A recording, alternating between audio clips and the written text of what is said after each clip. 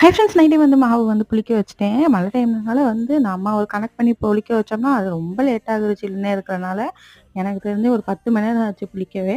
அதுக்கப்புறம் வந்து சரின்னு சொல்லிட்டு நம்ம எப்பவும் போல 1 கப்பு பச்சை அரிசி எடுத்த மாரி 1 கப் வெல்லம் எடுத்துட்டேன். அதுக்கு 1 கிளாஸ் தண்ணி ஊத்தி நல்லா சிரப் செஞ்சாச்சு. அப்படியே அத வந்து வடிகட்டி சேர்த்துக்கிட்டேன். எனக்கு வந்து பணியாரம் கொஞ்சம் தண்ணியா இருந்தாலும் நல்லா புசு புசுன்னு வரும்.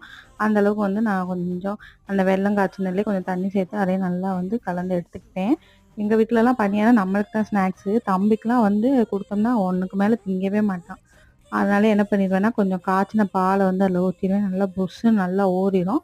அப்படியே அத பிரேக்ஃபாஸ்ட்டா அப்படியே பெசஞ்சு குடுத்துருவேன். பணியாரம் செய்யும்போதெல்லாம் இந்த வேல தான் செஞ்சுட்டுருக்கேன். அவன சாப்பிட வைக்கிறதுக்கு இந்த ஒரு ட்ரிக்க தான் நான் ஃபாலோ பண்ணிட்டுருக்கேன்.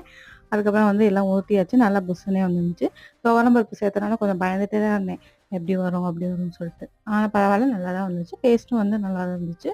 அப்படியே வந்து எல்லாரும் ஸ்நாக்ஸா சாப்பிட்டோம். அவனுக்கும் பிரேக்ஃபாஸ்ட்டா ஊத்தியாச்சு. நாளைக்கு பார்க்கலாம். Bye friends.